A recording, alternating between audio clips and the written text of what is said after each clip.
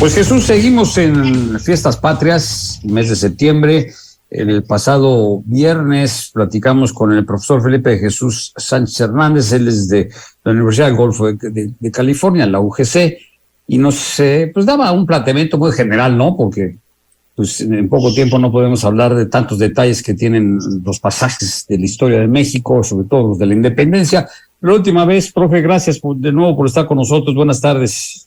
Buenas tardes, Armando. Al contrario, buenas tardes a todos tus radioescuchas. Nos quedamos la vez pasada en, bueno, primero hay esa duda, no sé si te pase que por ahí nos preguntan, bueno, ¿a qué hora fue el grito? Si lo vieron, que si Porfirio Díaz lo cambió porque era su cumpleaños, ya un historiador que se llama Alejandro Rosas lo desmintió, dice que no, que ya desde 1830 ya se festejaba y fue cuando nació Porfirio Díaz, o sea, y dicen que el primero que lo dio ya después del original fue Maximiliano. ¿Será? O sea, el caso es que fue a las 4 de la mañana, dicen, ahí en Dolores, que ahora se llama Dolores Hidalgo, y que pues el campanero ni siquiera la tocó la campana Hidalgo, sino que mandó a alguien tocar a la campana, y luego esa campana la rescató Porfirio Díaz y se la llevó a la Alameda para festejar el grito. Bueno, en fin, hay muchas anécdotas sobre el grito, pero después del grito, ¿qué pasa, profe? Cuéntenos, ¿qué sucede? Porque dicen que Hidalgo pues no buscaba la independencia, él buscaba otra cosa, ¿no? Pero entre otras, pues vengarse del maltrato que dice él le hacían a los criollos. Cuéntenos.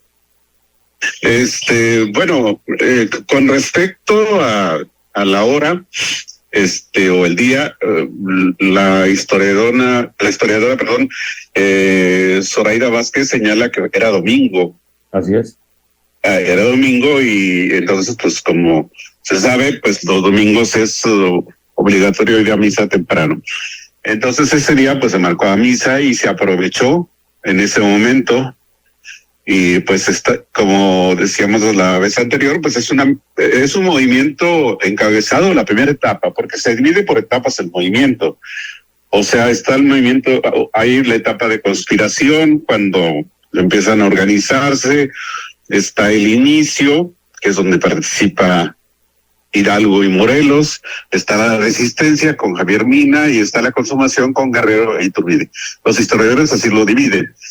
Pero en esa parte del inicio, efectivamente, pues Hidalgo lo encabeza, y realmente es una mezcla, como dice alguien, variopinta de gente que lo apoya, desde los generales preparados, Allende, Aldama, Jiménez, hasta gente, arrieros, peones, con familia, con hijos, etcétera.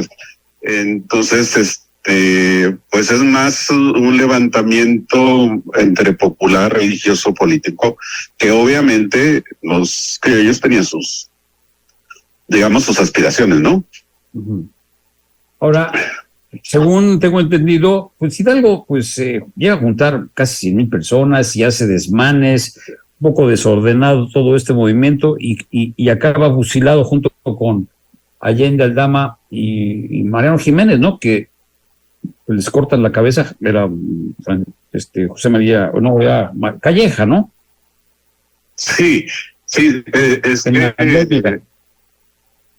sí, bueno, el juicio es en Chihuahua, donde él acepta todos los cargos, Félix María Calleja del Rey. Virrey, sí. Bueno, es que su apellido hacía Félix María Calleja del Rey. Pero era general entonces, todavía no era, creo que virrey. Sí. Pero de hecho fue virrey. Iturbide estuvo estuvo bajo sus órdenes, Agustín de Iturbide, porque como bien lo has mencionado, Iturbide siempre fue de los criollos que estaban a favor de la corona. O sea, el grupo criollo era, digamos, aproximadamente un 17% de la población de aquel tiempo, que estaba compuesta principalmente por algunos personajes con ciertos cargos públicos importantes, pero la mayoría eran hacendados, comerciantes, etcétera.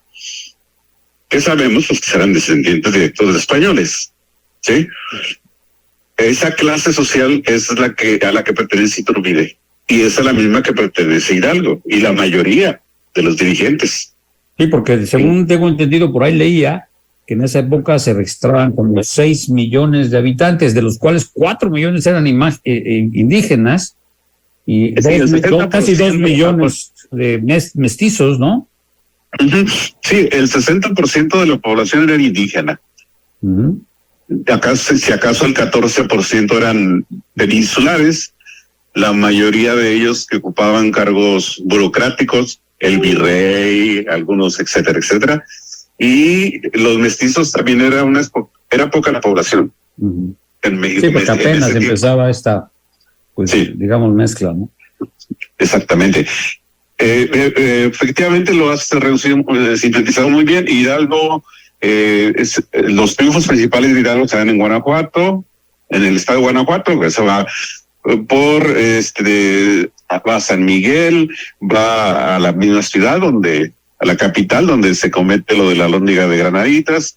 De ahí se sigue hacia Valladolid, donde pues prácticamente le entregan la ciudad así para evitar lo que pasó en Guanajuato. De ahí se va a Ciudad de México, pero solo llega a Monte de las Cruces, y los historiadores todavía no saben con certidumbre realmente qué pasó en Monte de las Cruces, porque Hidalgo no ataca. Hay muchas situaciones. Algunos dicen que tal vez tenía miedo de que su gente hiciera lo mismo en Ciudad de México que pasó en Guanajuato. Otros decían que Félix María Calleja lo venía siguiendo y ahí va muy cerca, no quiso quedar atrapado.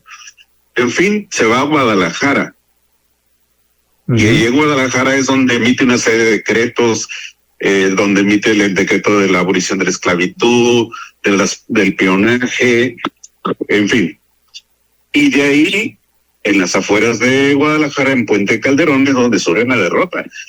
De hecho, sus tropas prácticamente salen huyendo de la batalla porque por error le dispararon a unos carros que en aquel tiempo tiraban las mulas y estaban llenos de pólvora. Entonces explotó aquello y entonces ahora sí que huyeron despavoridos, y 2, 3 que quedaron, la idea era irse a Estados Unidos y buscar apoyo.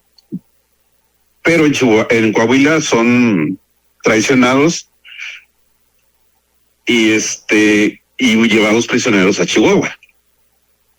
Uh-huh. Y ahí, de ahí los fusilan, les cortan la cabeza, y sus cabezas fueron expuestas durante casi los 10 años, porque de esto de Hidalgo estamos hablando. Hidalgo empieza en septiembre, ya digamos para prácticamente principios del siguiente año ya estaba liquidado su movimiento. Ya en realmente quizás se podía considerar más padre de la patria, o uno de los héroes más identificados con la independencia, a José María Morelos y Pavón, ¿no? Porque él sí tenía un poco más de orden, tenía más clara la idea. Sí, tenía orden en todos los sentidos, ¿eh? O sea, su ejército estaba más ordenado, más disciplinado, prácticamente ganó casi todas las batallas. De hecho, se convirtió en un personaje tan popular que después de haber dominado una extensa zona de Guerrero, de Oaxaca, de parte de Michoacán, parte del Estado de México, pues duró 2 meses en Cuautla sin poder ser atrapado y logró escaparse sin ser detectado. Y era un cerco completo alrededor de Cuautla, y aún así logró evadir ese cerco. Total que fue capturado. Cuando lo capturan, lo suben a un carruaje y lo pasean por la Ciudad de México para que la gente viera que efectivamente era él. Uh-huh. Antes de fusilarlo. Pues sí, es interesante el recordarnos, ¿no? Lo que estudiamos en la primaria, en la secundaria, en la prepa. Pues ha cambiado un poco las versiones, pero bueno, siempre es bueno darnos una repasadita, ¿no? De estos pasajes históricos de la independencia de México. Y ya se acerca pues el aniversario también de la consumación de la independencia, que esa sí la hizo Agustín de Iturbide el 21 de septiembre, ¿no? 27 de septiembre del 21, ¿no? Sí, es que como son 20, ¿verdad? Sí. 21, 27. Sí, no, es precisamente de mañana en 8 días, el miércoles 27 de septiembre, se conmemora la consumación. Pero la consumación la hace otro grupo de criollos, o sea, un grupo más identificado con intereses comerciales, políticos, políticos, muy diferente a las ideas de Morelos, muy diferente a las ideas de Hidalgo. O sea, los criollos encabezados por Iturbide lo que buscan es preservar los privilegios. El fuero. Recordemos que la figura del fuero protegía al clero y al ejército. Pues sí, como que siempre se recuerda a uno la vida actual, ¿no? De alguna manera con ciertos políticos, ¿verdad? Exactamente. Y entonces a ellos lo que no querían es que los cambios que estaban ocurriendo en España, dirigidos por un grupo importante que buscaba pues la igualdad, la libertad de comercio, el respeto a la propiedad privada, todo eso, pues iba en contra de los intereses. Recordemos que la iglesia tenía una propiedad corporativa muy importante.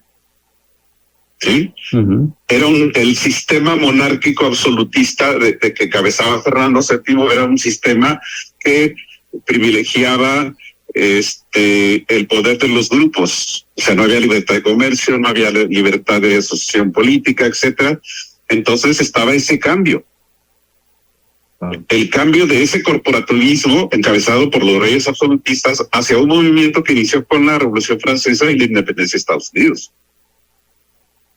Muy interesante, pues a ver si continuamos, ¿no? La semana que entra con la consumación de la independencia por Agustín de Iturbide y pues